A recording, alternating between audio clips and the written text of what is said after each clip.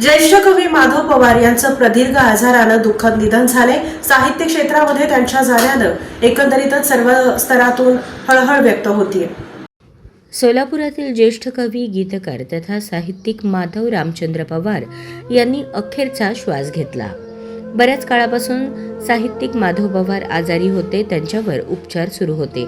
अखेर त्यांची आजाराशी झुंज अपयशी ठरली आणि त्यांचे दीर्घ आजाराने निधन झाले। गेल्या 12-13 वर्षांपासून कवी माधव पवार किडनीच्या आजाराने त्रस्त होते।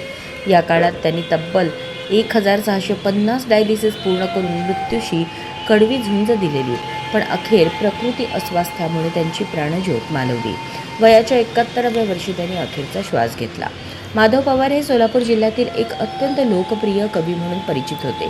त्यांच्या कवितांमध्ये ग्रामीण जीवन, मानवी भावना, सामाजिक वास्तव आणि संवेदनशीलतेचे प्रभावी चित्रण आढळत होते। साध्या भाषेत खोल आशय मांडण्याची त्यांची शैली रसिक वाचकांना विशेष भावत होती।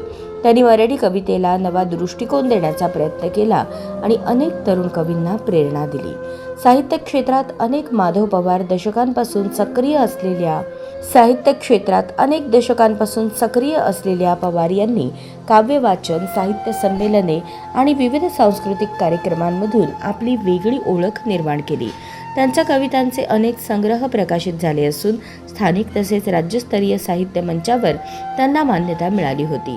त्यांच्या निधनाची वार्ता समजताच साहित्यप्रेमी, कवी, लेखक आणि सामाजिक क्षेत्रातील मान्यवरांनी शोक व्यक्त केला।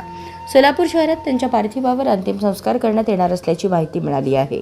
अनेक साहित्यिकांनी त्यांच्या योगदानाचे स्मरण करत मराठी कवितेतील एक महत्त्वाचा आवाज हरपल्याची भावना व्यक्त केली। माधव पवार यांच्या पश्चात कुटुंबीय, आत्मनिष्ठ आणि मोठा साहित्यप्रेमी समुदाय आहे। त्यांच्या निधनामुळे मराठी साहित्य विश्वात एक मोठी पोकळी निर्माण झाली आहे।